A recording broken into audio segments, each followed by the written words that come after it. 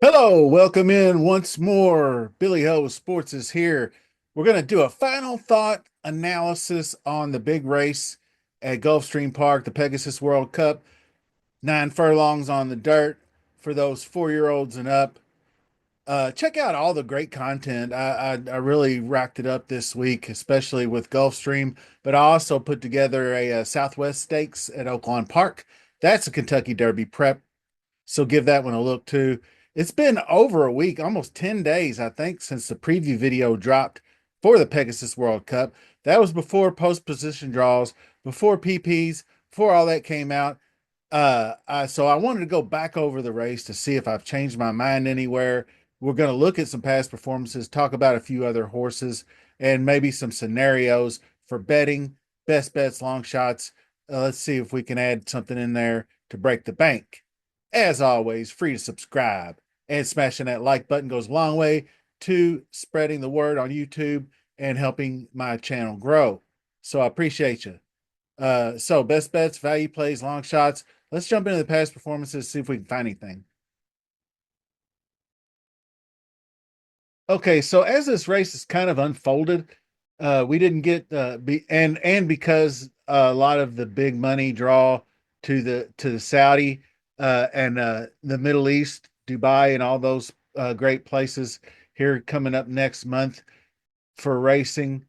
This one has lost a little bit of its luster. There's no Sierra Leones or anything like that there, but we do got Kentucky Derby winner Mystik Dan. We got White Abarrio. We got the new up and come the new hottie, if that's what you want to call him, locked, who's really getting up there. But you see, Skippy Longstocking is getting a little respect here on the Prime Power rating, and I hope I'm not sleeping on too much on Skippy versus this group because he could definitely get her done. So I'm definitely not going after mixed toe. I think my final thoughts on Saudi Crown are this is probably the best spot for a grade 1 win that he's had since the Pennsylvania Derby. I mean, he beat Dreamlike and Il Miracolo back then, but he did run second to by a nose to Forte in the Jim Dandy. So he does have the ability to get out there in front. So this would be the distance, 9 furlongs on a Gulfstream Park track where he could get out there and maybe get kind of loose and maybe try to set a little bit slower pace and steal it on the front end with Giroux. Brad Cox trains. So that's Saudi Crown's plan. So we'll see if where we come up with that. Now this one's a new one to me. It's New Grange, and I think it was New Gate.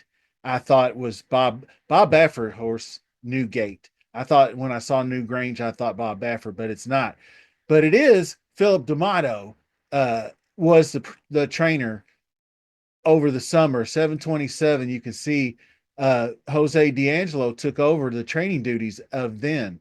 Well, D'Angelo is based at Gulfstream Park for his stables and everything. So New Grange is probably got some a little bit more preparation and experience out here. Uh, got a couple of works at the place in Florida. Can't really explain these last two races, the San Diego and Santa Anita handicaps, where he just didn't run very well. But previous to that, the two grade twos, if he could find that form he had back in January of last year, the San Pascal and the San Antonio, two grade twos going a mile and an eighth, the distance we're going here, and a mile and a 16th, pretty close. He won by 2 1/4, pulling away.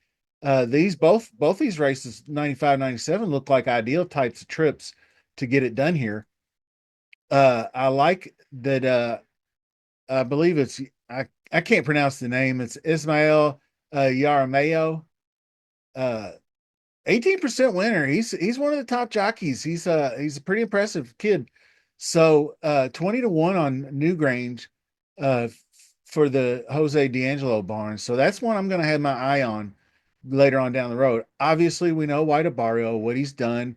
The Mr. Prospector, I think that was decent, but not. He didn't have a big pace to run at. I think if this pace would have run plus 11, plus 12, he's not catching up down the stretch, which I know doesn't make any sense to some people. But I think that with the slower pace, allowed him to hit that stretch and get back in it after he kind of frozen the gate on that one. That's the only knock. But it's Irad, the top jockey at Gulfstream, and it's C2 Racing Stables and Saffy Joseph. So White Abarrio is really good. Crouppy's another long shot. I think Todd Pletcher, Luis Saez. I mean, Saez is not tearing it up at the clip as he was at Churchill Downs, over the spring and summer and fall. But he is still 40% in the money at Gulfstream, somewhere around there. Crouppy's a good closer and can take advantage of some paces like the Whitney and the Brooklyn. You can see where he's closed to round it out with decent odds, 11-1. So that's what I expect. Crouppy double digit odds, absolutely. So Crouppy's in there. Stronghold, I can't quit. That's 10-1. Antonio Friesiu. And this horse should those ones I just mentioned all have a chance, and I'll get to it in a minute. Couldn't get there with Steel Sunshine. I like Dylan Davis, but I don't like the results versus the better horses here. Although we did get fourth place in the Alley Sheba, uh, but still, I just think that it's a little bit too much to ask. Obviously, Vitality a little too much to ask. Mystik Dan, I don't know of, but Mystik Dan is not a long shot. Mystik Dan's a good value play here, but I don't know what he's got. I know the workout looked pretty good, and he is going back to the route. The 9 to 10 furlong distance is where he thrived over the spring. Obviously, winning the Kentucky Derby, but he also won at a mile and 16th the Southwest. So he broke. He's got that nose win, and then the second was the Preakness at a mile and 3/16. So all those in the range of this race. So he could surprise us, or he could have nothing for us. It's really hard to say. Here's Skippy. This was a good look at Skippy. Look at all the. I mean, it's grade one. What's he doing wrong here? 10-1. Great value here. Look at this. All these. He's got 1, 2, 3 wins over this past what year? Since January at Tampa in the Challenger, and then so grade three, grade two, third in the Stephen Foster, the grade two Charlestown Classic, grade two Woodward second place, and was in over his head in the Breeders' Cup Mile. But he's probably as good as Mystik Dan. I mean, it's hard to say that he did. He didn't win the Kentucky Derby, but I'd say I'd equate him pretty. I'd equate him a little better than Mystik Dan. Opinion. I mean, the 6-year-old horse has proved it already. But here's Locked. This is the one. Now, while the post 11 is not ideal, I do think he can overcome it. I think we haven't seen his best yet. I think if you see anything similar to this 102 he ran in the Cigar Mile, he's gonna be able to get in position. And I don't think even if he gets caught a little wide, I don't think it's gonna kill him. So I mean, the gun runner Colt is locked and loaded as far as I'm concerned. I haven't changed my mind there. Power squeeze, way too much to ask. So that rounds out your past performances. Just wanted to give you guys a look there. And now here it comes some final thoughts and some betting. So not a whole lot of value. There's no gun runners or Knicks Go or great horses. White Barrio is probably the most accomplished. Locke has the most upside. Then you have the gamers like Skippy Longstocking, Stronghold, and a horse with something to prove like Mystik Dan. The race trend wise usually is one of the more favorites to win the race, but that doesn't necessarily bode for the entire trifecta. I believe there was pretty high single digits and double digits that rounded it out with, I believe, Senior Buscador. And I forgot who ran third. I want to, well, anyway. So Locked, I think, is going to get it done. I'm sticking with my guns. I say Locked is still on the rise. We haven't seen his best yet. I was going to lean a little more towards Saudi Crown, but I think the Saudi Crown is 9 furlongs the limit. Similarly to National Treasure, you've seen National Treasure get caught going 9 furlongs, and you've seen him hold on barely going 9 furlongs. You've seen him dominate at a mile. It's kind of that, but he's not as gifted as National Treasure, in my opinion. If he can hang on and hit the board, that would probably be third or fourth. I would say White Abarro still iffy prop to win the race, but he should be in the mix. I think he's going to run well enough against this field. But I still like Stronghold to play that part as well. I really thought that Malibu was a low key good race up against some really good sprinters at 7 furlongs. So I will add that if you're looking for a price to round out that try, Mystik Dan, yeah, he's I think 8 to 10 to 1. Skippy definitely 10 to 1. Croupy 15 to 1.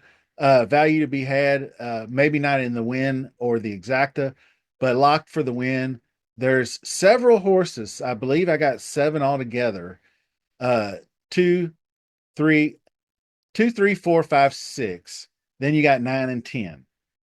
So those are a bunch of horses. There's 10-cent supers. I mean, I can't use that many horses underneath for I don't want to spend $48 on a 10-cent super key, but it's going to be a key box one way or another. So actually a 10-cent super key box with 5 horses is $24. That's not terrible. So but I do believe that it's a good strategy to include the Newgrange just in your tickets because he could go off at 50. I mean, he should be, I'd say, pushing the longest shot in the race, be honest with you. But maybe not the worst horse. Could be a horse that got out early and showed some early speed. And maybe something like if you go back over and I'll just take a quick peek. Uh, I know he is an early runner, but if he can get up in there and run along with Saudi Crown somewhere around in there, it's going to be maybe tough to hang on, but could hang on for a slice.